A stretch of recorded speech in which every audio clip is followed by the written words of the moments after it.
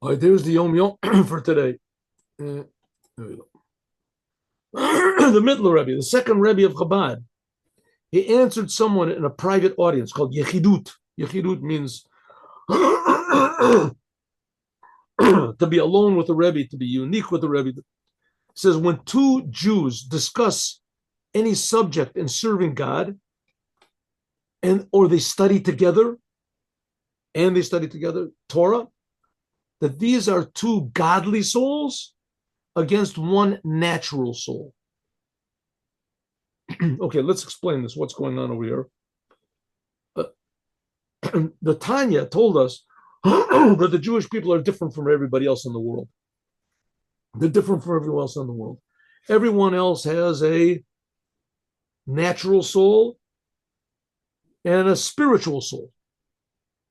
The natural soul is we can call it the animal soul, and the spiritual soul we can call the intellectual soul. Intellectual soul. So everyone else in the world, they have a natural soul, which is natural drives. A person wants to eat, a person wants to sleep, or even destructive drives, right? The things that are self-destructive or destroying others.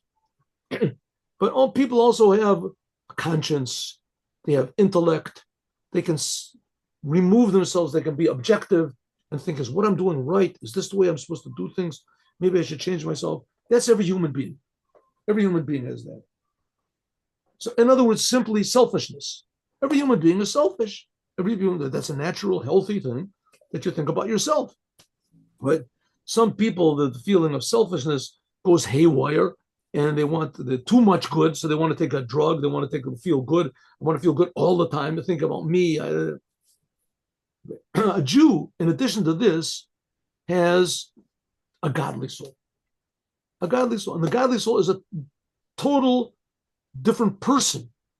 It's a different person. It's also me, but it's me that's asleep. It's almost like, let's say, a pianist, a great pianist, but he's deaf. Doesn't know that he's a great pianist. So he gets along in the world. You can get along in the world. You can, be an artist, be whatever it is.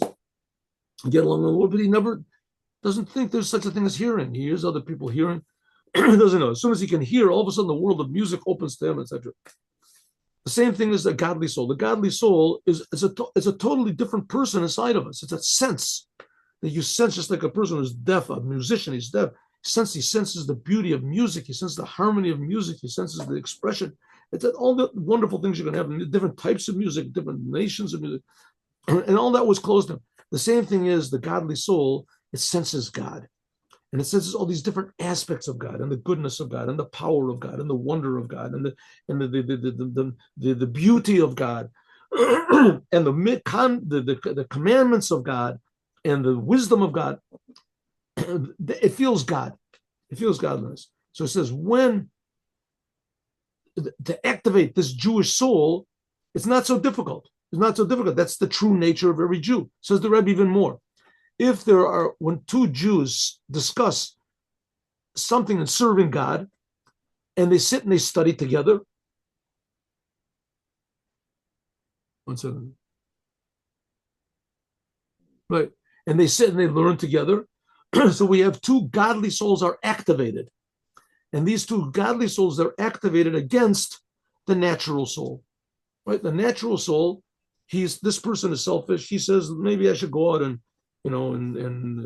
eat a big chocolate cake. And the other one says, maybe I should go and, watch the boxing match on this. But if they're sitting and learning Torah, so that activates the godly soul, and the godly soul is activating God. We just finished learning. And so if so, you have two active godly souls that are working. But on the other hand, the animal soul, it has only one topic, being selfish.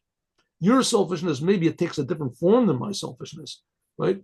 But being selfish is a common factor between me and you, right? If I use my godly soul to connect to God, and you use your godly soul also to connect to God, so that's two positive powers of godliness, positive powers, and they're against the same feeling of egotism that's in me and that's you. So it's two godly souls against one natural soul, right? You say, I want to go and eat a big piece of cake. And the other one wants to go and watch a boxing match. And we say, You want to exchange being selfish for being godly? We're learning Torah. It's a wonderful thing. Let's look. So the learning of the Torah is a double power. Two people are doing it. On the other hand, the desire to do physical things, it's almost like one person is doing it. It's the same exact thing. Yours takes a different form than mine. But you're not connecting to anything outside of yourself. When you're learning the Torah, you're connecting to God. Two people connecting to God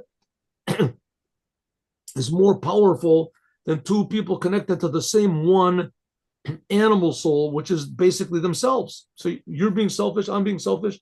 It's one selfish person, one power of selfishness against two powers of godliness. Okay, now let us